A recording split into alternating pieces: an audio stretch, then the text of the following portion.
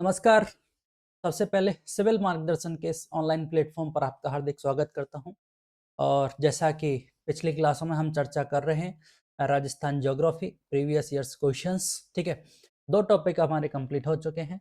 पहला राजस्थान के भौतिक प्रदेश, दूसरा राजस्थान की मिट्टियों के बारे में चर्चा कर ली गई।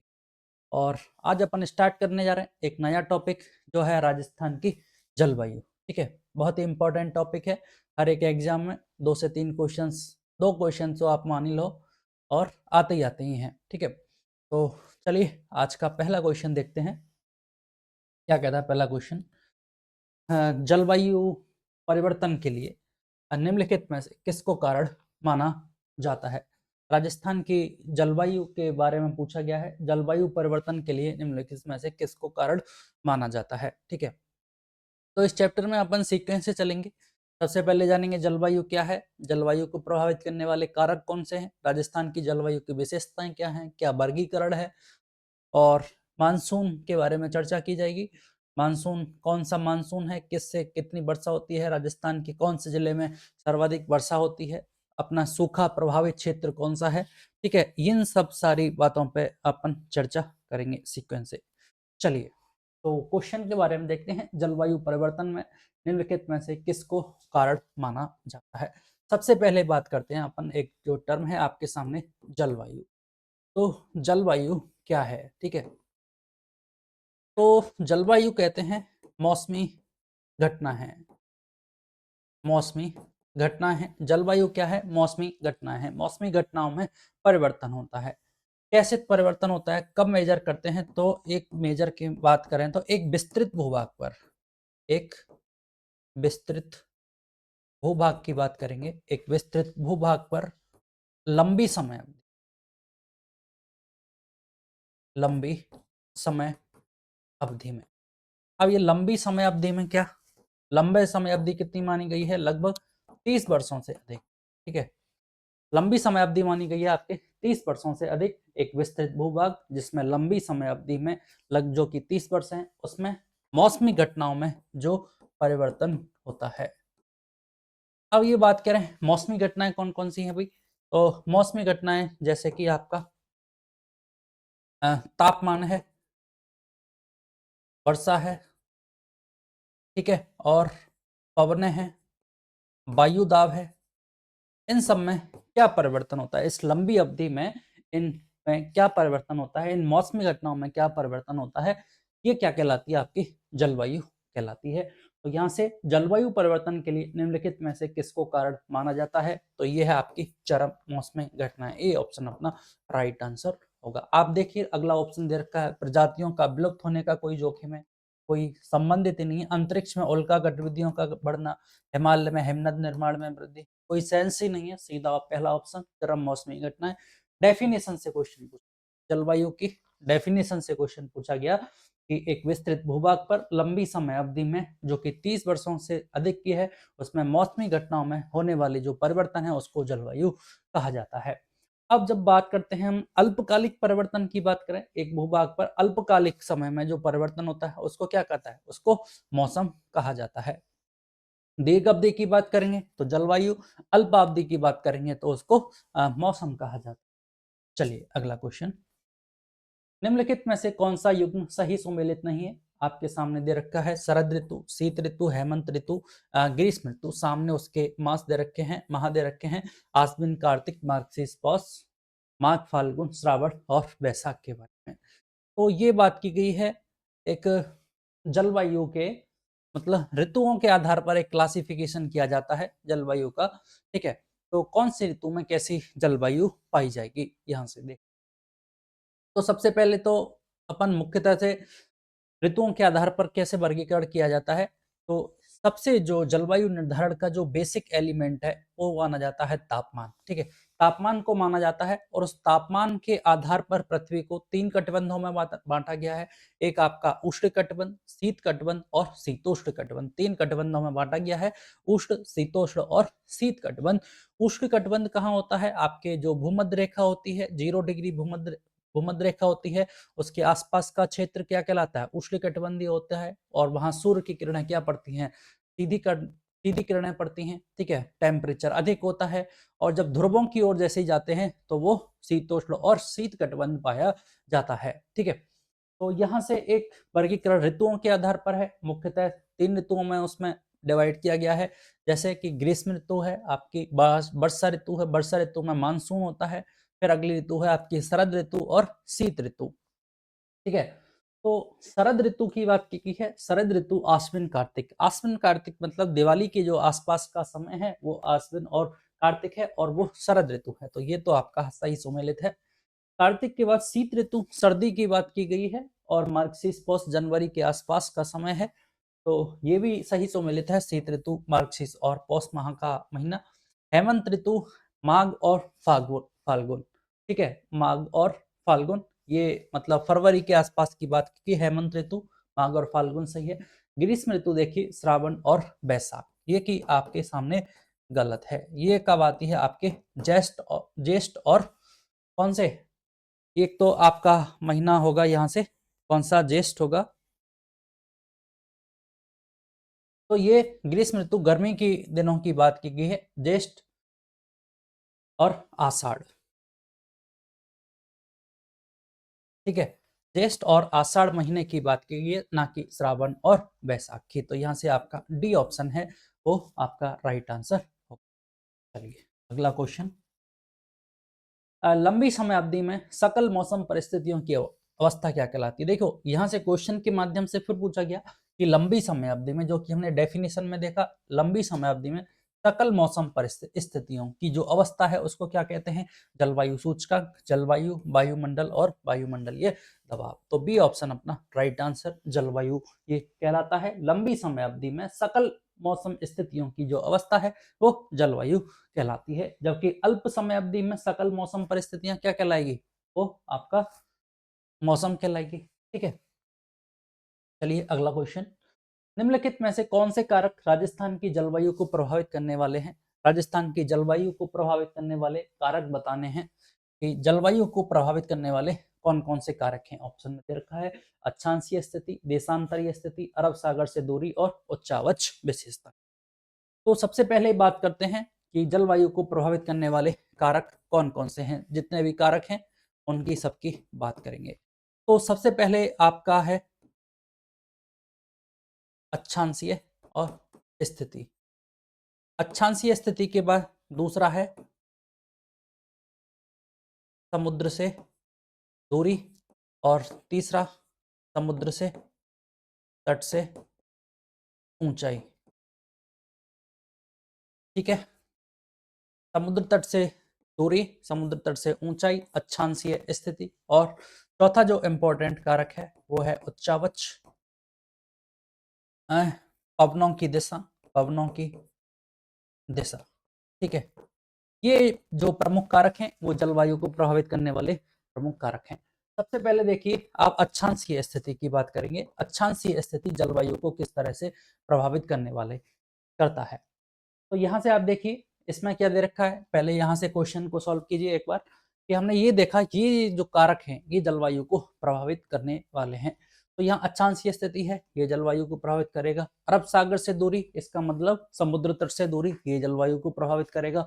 उच्चावच विशेषताएं, उच्चावच विशेषताएं मतलब कहीं पहाड़ है, कहीं पर्वत है, कहीं मरुस्थल है, वो सारी चीजें भी अपनी जलवायु को प्रभावित करती हैं। धरातल की जो अवस्थिति है वो प्रभावित करती है। अब यहाँ एक ऑप्शन बचा देशांतरीय स्थिति। तो देशांतरीय जो स्थिति है वो जलवायु को प्रभावित नहीं करती। जो देशांतरीय रेखाएं हैं उनसे तो समय का निर्धारण किया जाता है, ना कि जलवायु का निर्धारण किया जाता है, ठीक है। तो यह जब भी ऑप्शन में देगा इस प्रकार का क्वेश्चन पूछा जाता है जो प्रभावित करने वाले कारक हैं, तो उसमें यही पॉइंट दिया जाता है देशांतरीय स्थिति, और जितने भी पॉइंट होते हैं वो अक्सर करके इसके प्रभावित करने वाले कारक होते हैं, और ये मेन इंपॉर्टेंट पॉइंट यही होता है जो जलवायु को प्रभावित नहीं करता। इस तरह से मतलब सेकंड नहीं करता है। तो आप देख लीजिए ऑप्शन यहाँ सेकंड है ये गलत हो गया, यहाँ सेकंड है ये गलत हो गया, और इस ऑप्शन में भी सेकंड है। तो आपके सामने एक ही ऑप्शन बचा, सी ऑप्शन 3 नंबर अपना राइट आंसर होगा, 1 3 4, जो कि हम देख पा रहे हैं अक्षांशीय स्थिति, अरब सागर से दूरी और उच्चावच विशेषताएं। अब देखिए अक्षांशीय स्थिति कैसे प्रभावित करती है, क्योंकि अक्षांशीय स्थिति 0 डिग्री भूमध्य रेखा, उसके ऊपर जाते हैं तो ये दो भागों में डिवाइड करती है, उत्तरी गोलार्ध और दक्षिणी गोलार्ध में डिवाइड कर देती है। इस तरह से उसके ऊपर कर्क रेखा, उत्तर की तरफ, नीचे की तरफ 23.5 डिग्री मकर रेखा होती है। तो इस तरह से ये अक्षांशों का आपके उत्तर से जो दक्षिण की स्थिति में इनका विस्तार है। ठीक है, फिर बात करते हैं कि ये प्रभावित कैसे करते हैं। तो जो सूर्य की जो किरणें हैं, सूर्य की जो किरणों का जो एंगल डिसाइड होता है वो अक्षांशीय स्थिति से डिसाइड होता है। ठीक है, अब जैसे अपन बात करते हैं भूमध्य रेखा पर सूर्य की किरणें क्या होती हैं, सीधी पड़ती हैं। जब भूमध्य रेखा पर सूर्य की किरणें सीधी पड़ती हैं, इसका मतलब वहां टेम्परेचर अधिक होगा। और जैसे ही इसके अलावा ध्रुवों की तरफ जाएंगे तो जो सूर्य की किरणें हैं वो कैसी हो जाएंगी, तिरछी हो जाएंगी। तिरछी हो जाएंगी तो वहां टेम्परेचर क्या होगा, कम होगा। और वहां कम टेम्परेचर है, बर्फ जमी रहती है।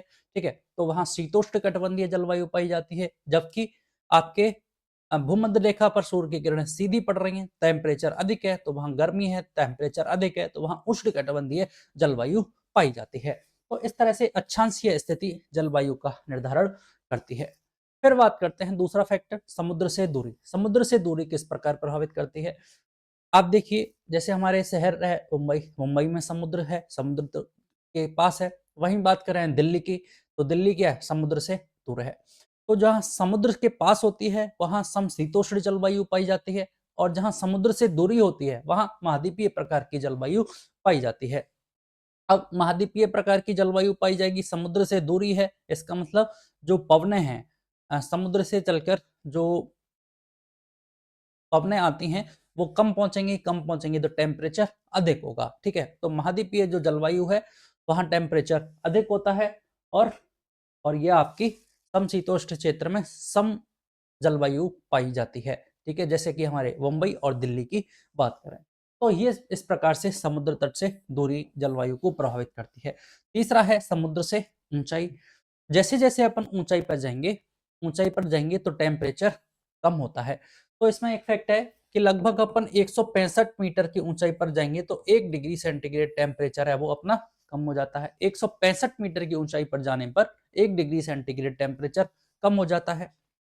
तो जैसे राजस्थान की बात करें, आपने देखा कि हमारा जो सिरोही जिला है, माउंट आबू है, वो ग्रीष्म ऋतु में भी ठंडा होता है। उसका रीजन क्या है, उसका रीजन यही है कि वो समुद्र तट से ऊंचाई है, और समुद्र तट से ऊंचाई होने के कारण वहाँ टेम्परेचर कम होगा और वो स्थान ठंडा होगा। तो देखिए, समुद्र तट से ऊंचाई भी जलवायु को प्रभावित करता है। वहीं ग्रीष्म ऋतु में माउंट आबू सबसे ठंडा है, जबकि अन्य पूरा प्रदेश हमारा क्या रहता है, गर्म रहता है। तो ये जलवायु को प्रभावित करने वाला एक कारक है। फिर बात करते हैं अगला कारक, उच्चावच। उच्चावच की बात करें तो राजस्थान में कहीं पठारी प्रदेश है, कहीं आपका पर्वतमाला है, कहीं रेगिस्तान है। तो हमारी अरावली पर्वतमाला है। तो अरावली पर्वतमाला के आप पश्चिम में देखोगे तो मरुस्थल है, और पूर्व में देखोगे तो पूर्वी मैदान है। और ये क्या है, जलवायु का निर्धारण करती है। उधर शुष्क है और इधर आपके उपाद्र जलवायु, आर्द्र जलवायु पाई जाती है। तो कैसे प्रभावित कर रही है उच्चावच अरावली पर्वतमाला कि अपना जो मानसून आता है, राजस्थान में कौन सा मानसून है, राजस्थान में दक्षिण पश्चिम मानसून है।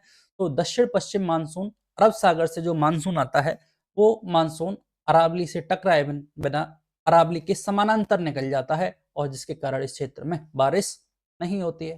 ठीक है, तो इस तरह से ये उच्चावच है, ये भी प्रभावित करते हैं। पवन की दिशा की बात कर ली मैंने। जैसे दक्षिण पश्चिम मानसून से आने वाली जो हवाएं हैं उनकी दिशा दक्षिण पश्चिम से उत्तर पूर्व होती है, अरावली के समानांतर होती है। नहीं टकराते तो वो सीधे निकल जाते हैं, तो बारिश कम होती है, तो वहां जलवायु अलग प्रकार की हो। तो इस तरह से ये कुछ कारक हैं जो जलवायु को प्रभावित करते हैं। ठीक है, और ये क्वेश्चन अपना सॉल्व हो गया। अक्षांशीय स्थिति, अरब सागर से दूरी और उच्चावच है, ये जलवायु को प्रभावित करते हैं। तो यहां से सी ऑप्शन अपना राइट आंसर होगा। चलिए अगला क्वेश्चन देखिए, निम्नलिखित में से कौन सा कारक राजस्थान की जलवायु को निर्धारित नहीं करता पूछा है। ठीक है, तो अक्षांशीय स्थिति तो करता है, समुद्र तट से दूरी करता है। देखिए फिर वही दे दिया, देशांतरीय स्थिति ये तो निर्धारित नहीं करता। भूमि की संरचना मतलब उच्चावच। तो इनके पास ले दे के एक ही फैक्ट है, जब ये क्वेश्चन पूछा जाता है जलवायु के प्रभावित करने वाले कारकों से कि कौन सा कारक प्रभावित नहीं करता, यहाँ प्रभावित नहीं करना वाला पूछा, वहां पूछा आपसे कौन सा प्रभावित करता है। ले देखिए आंसर क्या, वही देशांतरीय स्थिति है। अगला क्वेश्चन देखिए, तो अगला क्वेश्चन है अपना, निम्नलिखित में से कौन सा कारक राजस्थान की जलवायु को निर्धारित करने के लिए उत्तरदायी नहीं है। तो वो एक कौन सा कारक राजस्थान की जलवायु को निर्धारित करने के लिए उत्तरदायी नहीं है। तो प्रचलित पवन, ठीक है, प्रचलित पवनों की जो दिशा है वो प्रभावित करती है। वर्षा का समान वितरण, अब देखिए ये कैसे प्रभावित कर देगा, अगर वर्षा का समान वितरण है तो जलवायु प्रभावित नहीं होगी, वर्षा का असमान वितरण होगा तो जलवायु प्रभावित होगी। टेम्परेचर की बात करें, टेम्परेचर तो प्रभावित करता है, और जलवायु को निर्धारण करने का जो प्राइम बेसिक जो फैक्ट है, पॉइंट है, वो क्या है, वो तापमान ही है। टेम्परेचर को मुख्य आधार माना गया है जलवायु निर्धारण का, ठीक है। ये भी क्वेश्चन पूछा गया है कई बार कि जलवायु का निर्धारण करने का जो आधारभूत तत्व है वो क्या है, वो टेम्परेचर है। यहां से ये मेंशन कर लें, जलवायु निर्धारण करने का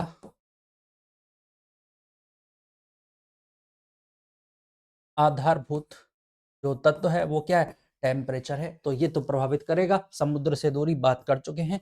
यहाँ एक आपके सामने देशांतरीय स्थिति, वर्षा का समान वितरण दे रखा है। वर्षा का असमान वितरण होता तो ये भी प्रभावित करता, लेकिन इन्होंने यहाँ थोड़ा सा एरर दिया, वर्षा का समान वितरण, तो इसलिए बी ऑप्शन हमारा राइट आंसर, ठीक है। चलिएगा अगला क्वेश्चन,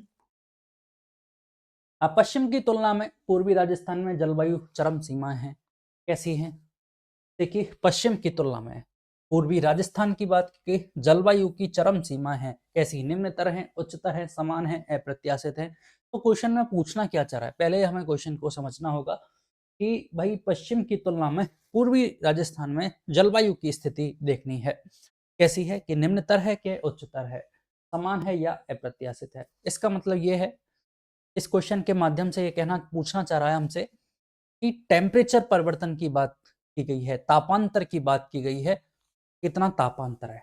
तापांतर, तापांतर अपन देखें तो पश्चिमी राजस्थान में क्या होता है, पश्चिमी राजस्थान में मरुस्थल है, मरुस्थल है, ठीक है। पश्चिमी राजस्थान में एक तो मरुस्थल और रेतीली मिट्टी है, ठीक है, रेतीली मिट्टी। अब इस मरुस्थल की विशेषता क्या है, इस रेतीली मिट्टी की, ये मिट्टी अपने बहुत ही, इसकी एक खास विशेषता है कि ये बहुत जल्दी क्या होती है, गर्म होती है और बहुत जल्दी ही ठंडी होती है।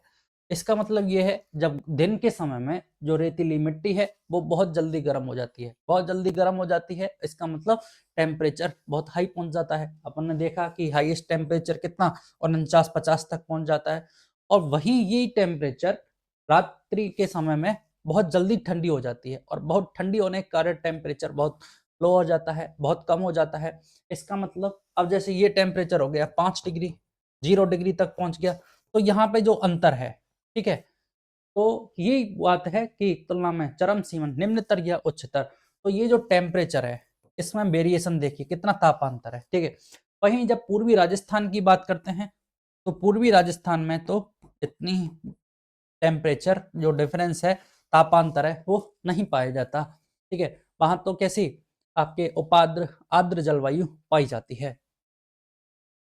तो यहाँ से अपन जब बात करेंगे, पूर्वी राजस्थान में जलवायु की जो चरम सीमा है वो क्या है, निम्नतर है, और जो उच्चतर है वो पश्चिमी राजस्थान में क्या है, पश्चिमी राजस्थान में उच्चतर है, ठीक है। जलवायु की जो चरम सीमाएं हैं वो पश्चिमी राजस्थान में उच्चतर है, जबकि पूर्वी राजस्थान में वो निम्नतर है, ठीक है। अब यहाँ से अपन देख लीजिए, तापांतर की बात की हमने, तो ये तापांतर दो प्रकार से होता है, एक तो आप बात करते हैं हम दैनिक तापांतर की, और बात करते हैं दूसरा हम वार्षिक तापांतर की, ठीक है। तो जो वार्षिक तापांतर वाला जिला है वो भी अपना अलग है, और दैनिक तापांतर वाला जिला भी अलग है। दैनिक तापांतर का मतलब सुबह दिन में अलग टेम्परेचर और रात में अलग। फिर वार्षिक रूप से तापांतर की बात करेंगे कि मतलब ग्रीष्म ऋतु में बात करेंगे, शीत ऋतु में बात करेंगे, पूरे एक साल की बात करेंगे, पूरे ईयर के दौरान कितना तापांतर में डिफरेंस है। तो जो दैनिक सर्वाधिक दैनिक तापांतर वाला जिला है वो है आपका जैसलमेर, ठीक है। और जो वार्षिक तापांतर वाला जिला है वो है आपका चूरू। तो सर्वाधिक बार क्वेश्चन, ये दोनों क्वेश्चन पूछे जाते हैं कि राजस्थान का वह जिला जहां दैनिक तापांतर सर्वाधिक होता है, ऑप्शन में दोनों मिलेंगे आपको, जैसलमेर भी मिलेगा और चूरू भी मिलेगा। तो हमें बताना होगा जो सर्वाधिक दैनिक तापांतर वाला जिला है वो आपका जैसलमेर है, और सर्वाधिक वार्षिक तापांतर वाला जिला है वो आपका चूरू आंसर होगा। और यहाँ से हमने देखा पूर्वी राजस्थान में जलवायु की जो चरम सीमाएं हैं वो निम्नतर हैं, जबकि पश्चिमी रेगिस्तान की बात करें, पश्चिमी मरुस्थल की बात करें, तो वहां जो चरम सीमा है जलवायु की वो उच्चतर है। ठीक है, ये वाले पॉइंट्स भी अपने को याद रखने हैं, 2 पॉइंट। तो इस तरह से कुल हमारे 4-5 क्वेश्चन एक क्वेश्चन के माध्यम से कवर हो जाते हैं। तो इसका ए ऑप्शन अपना राइट आंसर। चलिए अगला क्वेश्चन, राजस्थान की जलवायु के बारे में निम्नलिखित कथनों को पढ़िए, सही कूट पहचानना है। देखिए क्या है, पूर्व से पश्चिम की ओर और दक्षिण से उत्तर की ओर वर्षा की मात्रा घटती जाती है। ठीक है, तो राजस्थान में वर्षा की बात करें तो ये कर्क रेखा है 23.5 डिग्री। ठीक है, और हमें पता है राजस्थान के डूंगरपुर और बांसवाड़ा जिलों से होकर गुजरती है। ठीक है, ये है आपका कर्क रेखा और डूंगरपुर बांसवाड़ा यहाँ स्थित है। और राजस्थान का जो मानसून है, राजस्थान का मानसून कौन सी दिशा है, उसकी राजस्थान के मानसून की अगर दिशा पूछी जाए तो राजस्थान का मानसून कैसा है, आपके दक्षिण पश्चिम मानसून। ठीक है, ये हमें राजस्थान के मानसून की दिशा याद रखनी है। राजस्थान में कौन सा मानसून आता है, राजस्थान में दक्षिण पश्चिम मानसून से बारिश होती है। अब ये कहाँ से आता है, ये आपके आता है हिंद महासागर। एक दोनों क्वेश्चन पूछे जाते हैं, किस महासागर से आता है, हिंद महासागर से आता है, दक्षिण पश्चिम मानसून है। इसकी दिशा मतलब मानसून की दिशा इस तरह से होती है। ठीक है, ठीक है, तो इसने क्या पूछा है हमने से कि पूर्व से पश्चिम की ओर और दक्षिण से उत्तर की ओर वर्षा की मात्रा घटती जाती है। आपको पता है अरावली की स्थिति क्या है, प्रदेश में अरावली की स्थिति इस तरह से कर्णवत है, और ये आपकी दिशा क्या है, वही आपके दक्षिण पश्चिम से, और ये क्या है उत्तर पूर्व की ओर। इस तरह से अरावली राजस्थान प्रदेश में विस्तृत है। जब हम बात करेंगे, जब ये क्वेश्चन यहाँ से मानसून आता है दक्षिण पश्चिम मानसून अरब सागर से, तो इस अरावली के समानांतर ये निकल जाता है और बहुत कम बारिश होती है। ठीक है, फिर इसके बात करेंगे, अगली बात इस अरावली के पश्चिम की बात करें तो यहाँ क्या है, आपके मरुस्थल है, और इधर क्या है, पूर्वी मैदान है। ठीक है, और हमें पता है इस क्षेत्र में बरसात क्या होती है, अधिक होती है, और यहाँ बरसात क्या होती है, मरुस्थल क्षेत्र में बहुत कम बारिश होती है, बहुत कम वर्षा वाला क्षेत्र है। और इसमें भी आपको पता है एक 25 सेंटीमीटर समवर्षा रेखा है, ये आपके 25 सेंटीमीटर समवर्षा रेखा। ये क्या करती है, मरुस्थल को 2 भागों में डिवाइड करती है, कौन सा, शुष्क और अर्धशुष्क मरुस्थल। और यहाँ आपकी क्या क्या है, 50 सेंटीमीटर समवर्षा रेखा, समवर्षा रेखा 50 सेंटीमीटर, जो कि आपको मरुस्थल और पूर्वी मैदान को विभाजित करती है। अरावली राजस्थान की जल विभाजक रेखा के रूप में कार्य करती है। क्वेश्चन पूछा जाए आपसे कि राजस्थान की जल विभाजक रेखा किसको माना गया है, तो हमें बताना होगा अरावली को जल विभाजक रेखा माना गया है। ठीक है, तो आप देखिए पूर्व से पश्चिम की ओर जाएंगे तो आप, ये पूर्व है, ये ईस्ट है, ये आपका वेस्ट है। तो पूर्व से पश्चिम की ओर जाओगे तो वर्षा की मात्रा में कमी होगी, पूर्व से पश्चिम की ओर जाने पर वर्षा की मात्रा में कमी, सही बात है। यहाँ वर्षा तो देखिए औसत वर्षा कितनी है, 25 सेंटीमीटर से भी कम होती है। यहाँ सम स्थान है, वहां 0 सेंटीमीटर सम वर्षा रेखा है, ये 50 सेंटीमीटर, ये 25 सेंटीमीटर, और इधर 0 की तरफ अपन बढ़ते जा रहे हैं। तो यहाँ से क्लियर है पूर्व से पश्चिम की ओर वर्षा की मात्रा कम होती जाएगी। ठीक है, तो ये बात तो ठीक है, पूर्व से पश्चिम की ओर एवं दक्षिण से उत्तर की ओर, दक्षिण से उत्तर की ओर सिमिलर। यहाँ आपका ये क्या है, नॉर्थ, और ये साउथ। तो दक्षिण से उत्तर की ओर जाएंगे, यहाँ से यहाँ की तरफ, तो भी हमारे प्रदेश में वर्षा की मात्रा कम होती जाती है, क्योंकि यहाँ आपके कौन सा, हाड़ौती रीजन और बांगड़ प्रदेश और हाड़ौती रीजन में हमारी वर्षा अधिक होती है। पता है आपको झालावाड़ राजस्थान का वह जिला जहाँ सर्वाधिक वर्षा होती है वो झालावाड़ है। ठीक है, और राजस्थान में मानसून का आगमन कहाँ से होता है, राजस्थान में मानसून का आगमन का जिला है आपके बांसवाड़ा, और इन जिलों में काफी वर्षा होती है। तो दक्षिण से उत्तर की तरफ जाएंगे तो भी वर्षा में कमी होगी। ठीक है, तो ये बात सही है कि पूर्व से पश्चिम की ओर और दक्षिण से दक्षिण से उत्तर की तरफ और पूर्व से पश्चिम की ओर जाएंगे तो वर्षा की मात्रा घटती है। एक स्टेटमेंट अपना सही है। अगला देखिए, रेत की अधिकता के कारण दैनिक व वार्षिक तापांतर अधिक पाया जाता है। तो ये बात भी सही है, अभी चर्चा कर चुके हैं कि रेत की अधिकता के कारण ही दैनिक और वार्षिक तापांतर हो रहा था, क्योंकि रेत की विशेषता क्या थी? रेतीली मिट्टी की बात की गई है मरुस्थल में कि रेत है दिन के समय में बहुत जल्दी गर्म हो जाती है और रात के समय में ये बहुत जल्दी ठंडी हो जाती है। इसके कारण क्या है, दैनिक और वार्षिक तापांतर अधिक पाया जाता है। ये भी बात सही है। अगला स्टेटमेंट है, ग्रीष्म ऋतु में उच्च दैनिक तापांतर 49 डिग्री सेंटीग्रेड तक पहुंच जाता है। तो ये बात कह रहा है कि ग्रीष्म ऋतु में, गर्मियों में जो उच्च दैनिक तापांतर है, डेली का जो टेम्परेचर है वो 49 डिग्री तक पहुंच जाता है। तो ये बात भी अपने सही है। तो आप याद रखना, ये क्या है, राजस्थान की जलवायु की विशेषताएं हैं कि राजस्थान में जलवायु का वितरण कैसा है, असमान वितरण है। दूसरा, रेत की अधिकता है जिसके कारण दैनिक और वार्षिक तापांतर अधिक पाया जाता है। ग्रीष्म ऋतु में उच्च दैनिक तापांतर 49 डिग्री तक पहुंच जाता है और पूर्व से पश्चिम एवं दक्षिण से उत्तर की ओर वर्षा की मात्रा घटती है। इस स्टेटमेंट को घुमा के भी पूछा जा सकता है, लिखा जा सकता है कि पश्चिम से पूर्व की ओर और उत्तर से दक्षिण की ओर जाने पर राजस्थान में वर्षा की मात्रा बढ़ जाती है। ठीक है, तो ये स्टेटमेंट क्या हो जाएगा, फिर भी सही होगा और अभी भी सही है। तो यहाँ से तीनों स्टेटमेंट ही आपके सही हैं। ये थोड़ा सा ऐसे ही आ गया इधर उधर से। उच्चावच विशेषताएं, ये एक जलवायु को प्रभावित करने वाला कारक है। तो आप देखिए, तो क्या ऑप्शन 1, 2 और 3 तीनों स्टेटमेंट सही हैं। आपका डी ऑप्शन राइट आंसर। ठीक है, चलिए अगला क्वेश्चन। निम्नलिखित में से कौन सा कथन राजस्थान की जलवायु के बारे में सही नहीं है? देखिए, पश्चिमी रेगिस्तान की बात की। पश्चिमी रेगिस्तान सबसे कम वर्षा प्राप्त करता है और जिसका औसत वार्षिक औसत कितना है, 25 सेंटीमीटर है। तो 25 सेंटीमीटर समवर्षा रेखा की बात हमने की थी और यहाँ से ये भी बात क्लियर है कि पश्चिमी राजस्थान सबसे कम वर्षा प्राप्त करता है और इसका वार्षिक औसत कितना है, 25 सेंटीमीटर है। तो सही है, पश्चिमी राजस्थान में सबसे कम वर्षा होती है और सबसे कम वर्षा होती है इसलिए यहाँ कैसी जलवायु है, शुष्क परिस्थितियां पाई जाती हैं, मरुद्भिद वनस्पति पाई जाती है। जबकि इसके बाद अरावली की बात करें तो अरावली में उपाद्र जलवायु पाई जाती है। उसके बाद आपके पूर्वी मैदान की बात करेंगे तो आर्द्र जलवायु और आपके हाड़ौती प्रदेश और बांगड़ प्रदेश में कौन सी आपके अति आर्द्र जलवायु पाई जाती है। ठीक, तो ये तो सही बात है। राजस्थान में औसत वर्षा अधिक नहीं है, क्यों? क्योंकि यह आंतरिक भाग में स्थित है। राजस्थान में औसत जो वर्षा की मात्रा है वो कितनी है? औसत वर्षा की मात्रा राजस्थान में 57.5 सेंटीमीटर है। जबकि हम भारत की बात करेंगे तो भारत में औसत वर्षा कितनी होती है, 125 सेंटीमीटर होती है और राजस्थान में 57.5 सेंटीमीटर औसत वार्षिक वर्षा प्राप्त होती है, जो कि राष्ट्रीय औसत से बहुत कम है। इसका रीजन क्या है? क्योंकि यह इंटरनल पार्ट में स्थित है, आंतरिक भाग में स्थित है।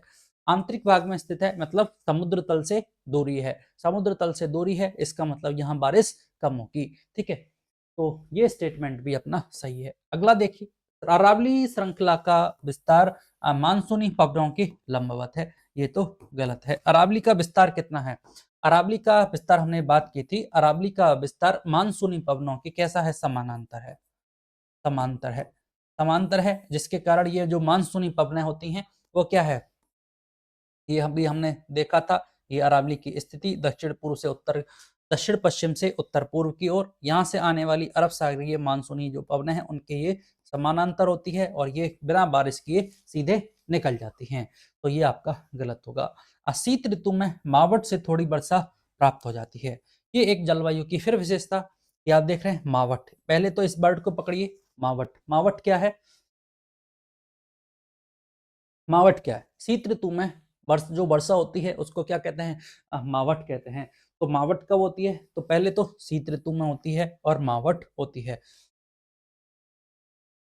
और इसकी अगली विशेषता ये देखो, कैसी विशेषता है, एक थोड़ी वर्षा होती है। अगला पॉइंट देखिए, थोड़ी वर्षा होती है राजस्थान में, इससे क्या होती है, थोड़ी वर्षा होती है। इसका मतलब क्या है कि शीत ऋतु में जो मावट होती है, वर्षा होती है, वो थोड़ी होती है। इसका मतलब केवल 10% वर्षा होती है इससे, जबकि हमारा जो 90% जो बारिश है वो हमारी किससे होती है, दक्षिण पश्चिम मानसून से प्राप्त होती है। और शीत ऋतु में मावठ से केवल 10% वर्षा प्राप्त होती है। अब ये जो मावठ है वो आती कहाँ से है? अभी हमने बात की थी राजस्थान का मानसून कहाँ से आ रहा है, दक्षिण पश्चिम मानसून है जो कि हिंद महासागर से आ रहा है। जबकि ये जो है शीत ऋतु में मावठ हो रही है, ये आपकी आ रही है कहाँ से, भूमध्य सागर से। भूमध्य सागर से किसके माध्यम से आ रही है, ये पश्चिमी विक्षोभ।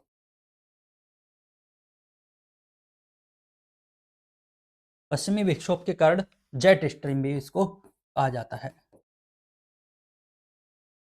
ठीक है, पश्चिमी विक्षोभ के कारण मतलब ये पश्चिम से पूर्व की ओर हवाएं आती हैं, ठीक है, जिसके कारण ये वर्षा होती है थोड़ी बहुत। तो राजस्थान के किन जिलों को इनसे लाभान्वित होता है? तो राजस्थान का आपका उत्तर पश्चिमी क्षेत्र। कौन सा? राजस्थान का उत्तर पश्चिमी जो क्षेत्र है वो इससे लाभान्वित होता है, जिसमें आपका गंगानगर, हनुमानगढ़ और आपका बीकानेर, ये जिले आपके लाभान्वित होते हैं। बहुत ही इंपॉर्टेंट है। तो थोड़ा सा देखिए, शीत ऋतु में होने वाली वर्षा को क्या कहते हैं, मावठ कहते हैं। मावठ का कारण क्या है आपका, कहां से होती है, ये भूमध्य सागर से होती है। किसके कारण होती है, जेट स्ट्रीम या पश्चिमी विक्षोभ के कारण होती है। और इससे कितनी वर्षा होती है, थोड़ी वर्षा होती है या अधिक वर्षा होती है? तो थोड़ी वर्षा होती है। कितनी होती है, मानसून का 10% बारिश से वो प्राप्त होती है। राजस्थान के कौन से जिलों में बारिश वर्षा होती है? तो गंगानगर, हनुमानगढ़ और बीकानेर इससे लाभान्वित हैं। कौन सा राजस्थान का कौन सा क्षेत्र लाभान्वित होता है? तो राजस्थान का उत्तर पश्चिमी क्षेत्र है, इससे लाभान्वित होता है।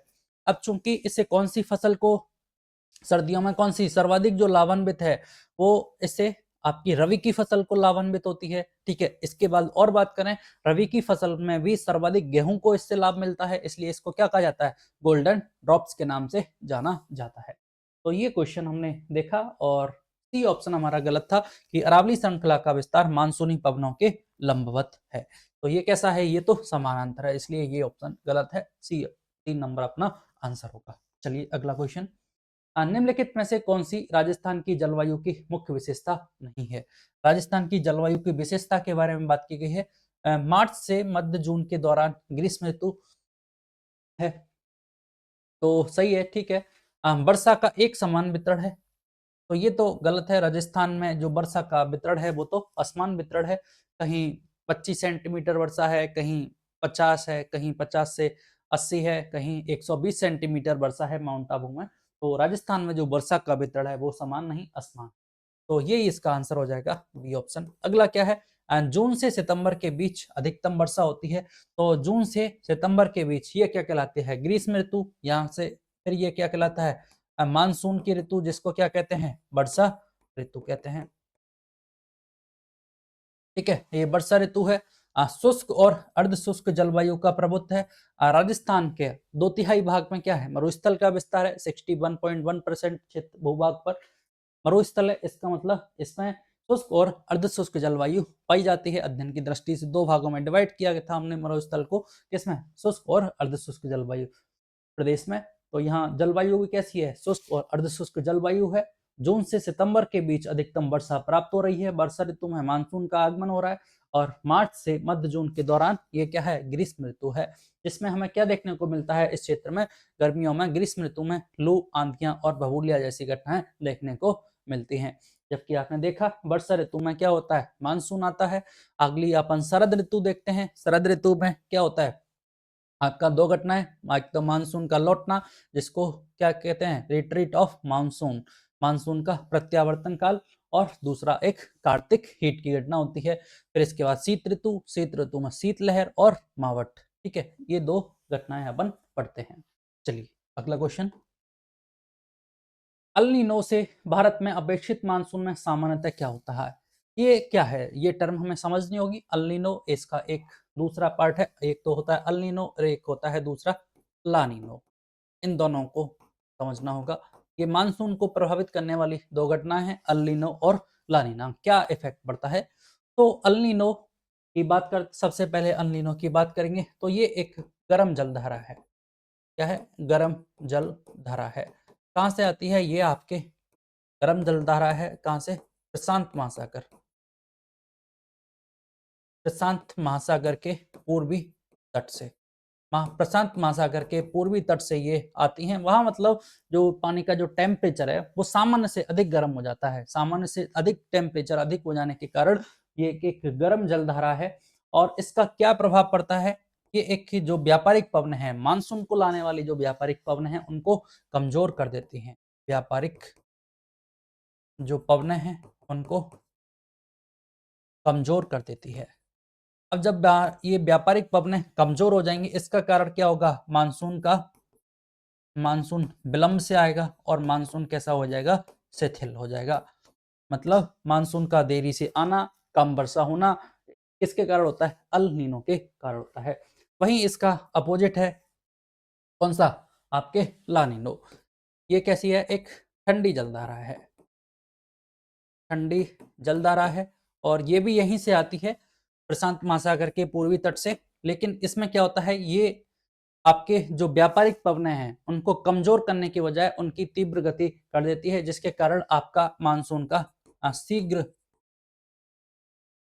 आगमन और मानसून की जो प्रबलता है उसको बढ़ा देती है। तो ये हमें याद रखनी है दोनों, कि भाई अल नीनो से भारत में अपेक्षित मानसून में सामान्यतः क्या होती है, तो भारत में इससे विलंब और शिथिलता आती है, क्योंकि ये व्यापारिक जो पवन है उनको कमजोर कर देती है। जबकि ला नीनो एक ठंडी जलधारा है, ठंडी जलधारा है जिसके कारण मानसून का शीघ्र आगमन और प्रबलता से आता है और अधिक वर्षा हमें प्राप्त होती है। ठीक है, चलिए। निम्नलिखित निम्नांकित प्रभावित करने में से कौन सा आधारभूत राजस्थान तत्व की जलवायु को है, थोड़ा सा भाषा में एरर है, ठीक है, भाषा में एरर है।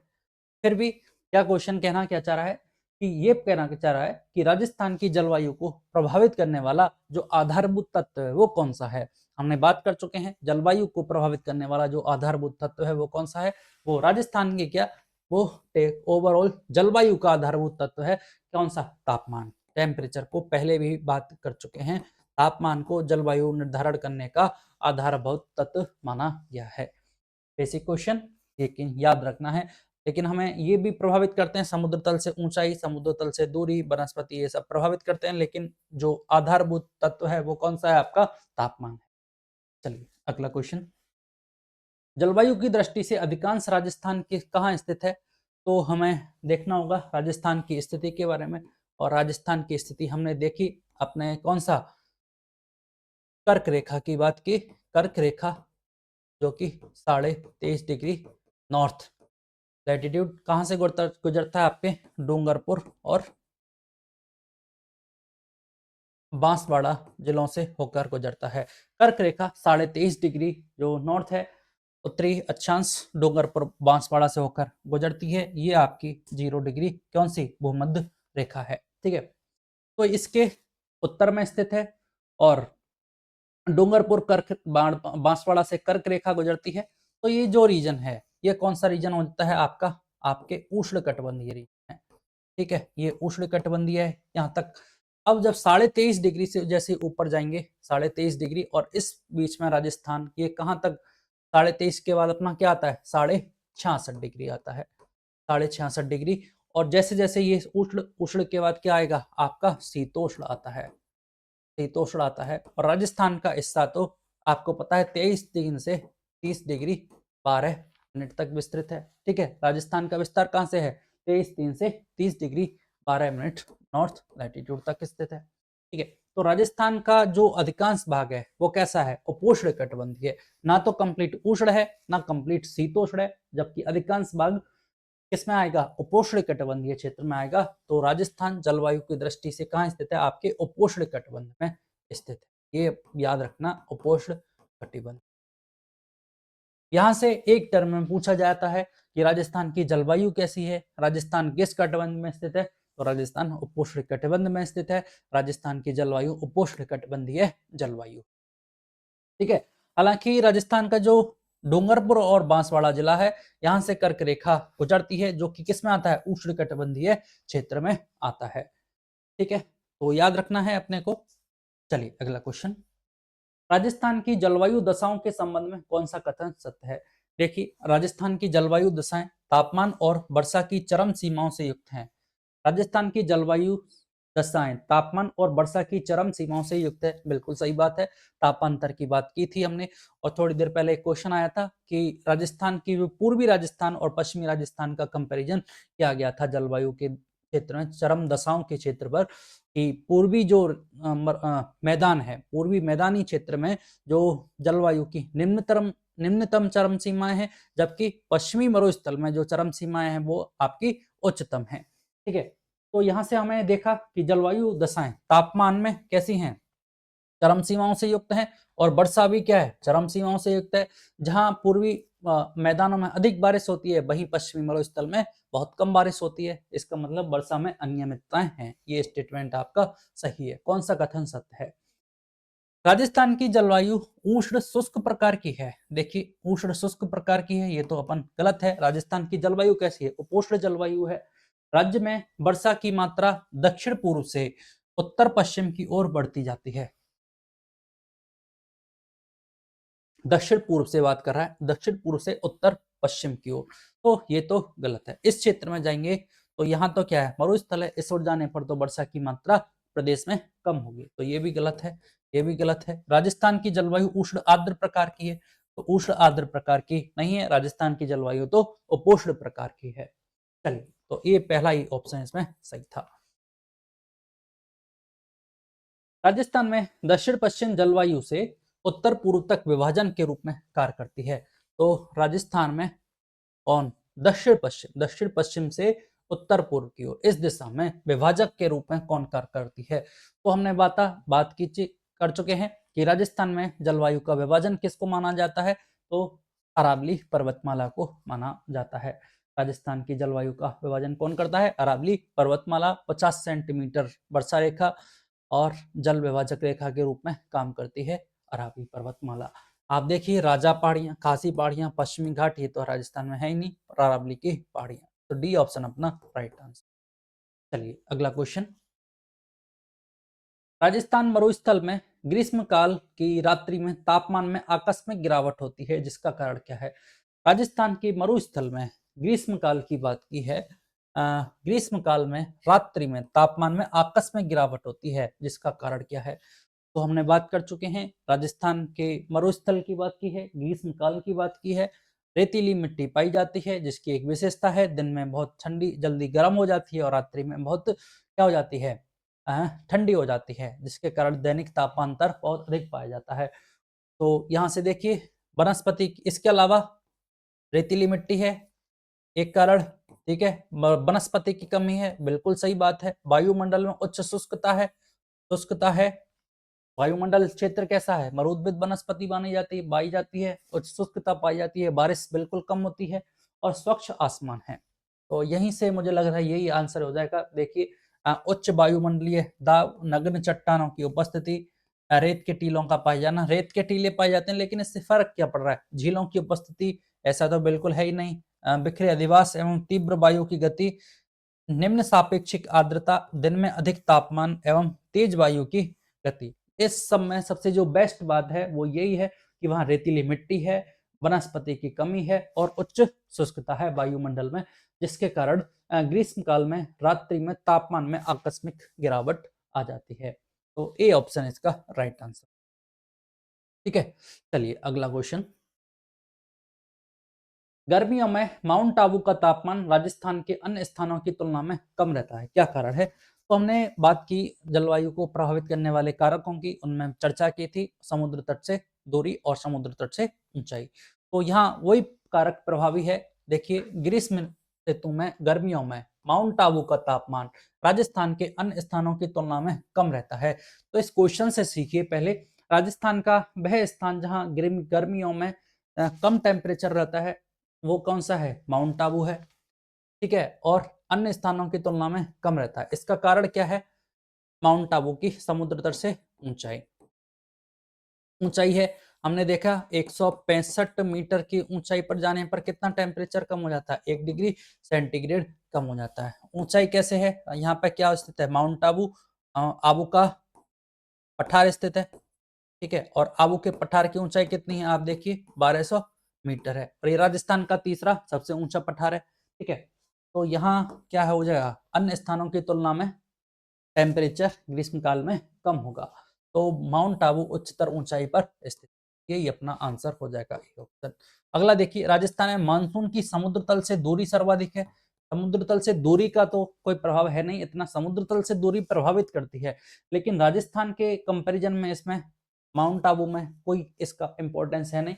माउंट आबू में मानसूनी हवाओं का प्रभाव अधिक रहता है, ऐसा भी नहीं है। माउंट आबू पर वायुमंडलीय दबाव कम है, ऐसा नहीं है। जो बेसिक रीजन है वो यही है कि ये उच्चतर ऊंचाई पर स्थित है, इसके कारण यहाँ उच्चतर ऊंचाई पर स्थित है, तो ग्रीष्म काल में कम टेम्परेचर पाया जाता है। तो कुछ फैक्ट यहाँ से याद रखेंगे कि राजस्थान का वह स्थान जहाँ ग्रीष्म काल में सर्वाधिक टेम्परेचर कहाँ पाया जाता है, तो वो है आपका जैसलमेर, सर्वाधिक टेम्परेचर पाया जाता है। और ग्रीष्म काल में जो न्यूनतम टेम्परेचर वाला जिला जिला पूछेगा तो सिरोही हो जाएगा। स्थान की बात की जाएगी, पर्टिकुलर स्थान कौन सा है जहाँ ग्रीष्म काल में न्यूनतम टेम्परेचर पाया जाता है, तो वो हो गया आपका माउंट आबू। ठीक है, दैनिक तापांतर की बात कर चुके हैं, दैनिक तापांतर जैसलमेर में सर्वाधिक पाया जाता है। वार्षिक तापांतर की बात कर चुके हैं, वार्षिक तापांतर सर्वाधिक कहाँ पाया जाता है, आपके चूरू जिले में पाया जाता है। चलिए अगला क्वेश्चन, राजस्थान में सबसे सूखा हुआ जिला कौन सा है? सूखे की बात की गई है, राजस्थान में सबसे सूखा जिला कौन सा है? तो देखिए, आप चारों की चारों पश्चिमी मरुस्थल के जिले हैं, पाली, जोधपुर, जालौर और जैसलमेर। लेकिन इस क्वेश्चन को हमें पर्टिकुलर याद रखेंगे, सबसे सूखा हुआ जिला है वो है आपका जैसलमेर। ठीक है, डी ऑप्शन इसका राइट आंसर। सबसे सूखा जिला कौन सा है आपका, बेसिक क्वेश्चन। राजस्थान में सबसे सूखा हुआ जिला आपका जैसलमेर है। वहां एक अलग क्वेश्चन है, वो दूसरा अकाल की बात करते हैं, सर्वाधिक अकाल पड़ने की संभावना किस जिले में है, तो वहां उसका आंसर पाली होता है, क्योंकि वहां ये पाली की जो स्थितियां हैं वो कुछ ऐसी हैं कि यहाँ वनस्पति बहुत कम है। ठीक है, वर्षा का जो वितरण है वो बहुत ही असमान है, तो वहां अकाल पड़ने की जो सर्वाधिक संभावना होती है वो पाली है। लेकिन सबसे सूखा हुआ जिला की बात करेंगे तो वो तो आपका जैसलमेर है। चलिए अगला क्वेश्चन देखिए क्या है कि सिंचाई कृषि में महत्वपूर्ण भूमिका निभाती है। सही बात है।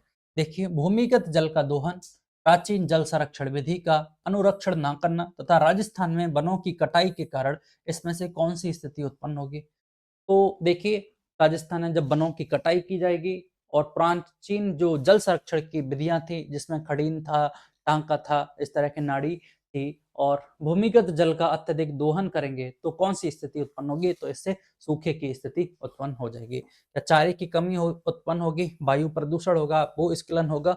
तो सबसे जो मेन इंपॉर्टेंट है वो इससे सूखा उत्पन्न। ठीक है, क्या सूखा। चलिए अगला क्वेश्चन, राजस्थान में सूखा मुख्य रूप से वर्षा की विफलता के कारण होता है।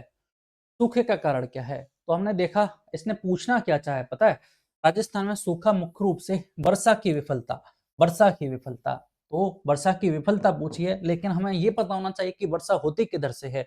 वर्षा हमारे राजस्थान में दक्षिण पश्चिम मानसून से वर्षा होती है। अगर दक्षिण पश्चिम मानसून से वर्षा नहीं होगी तो यहाँ क्या हो जाएगा, सूखा हो जाएगा। ये क्वेश्चन में पूछना चाहा है। दक्षिण पश्चिम मानसून, बी ऑप्शन अपना राइट आंसर।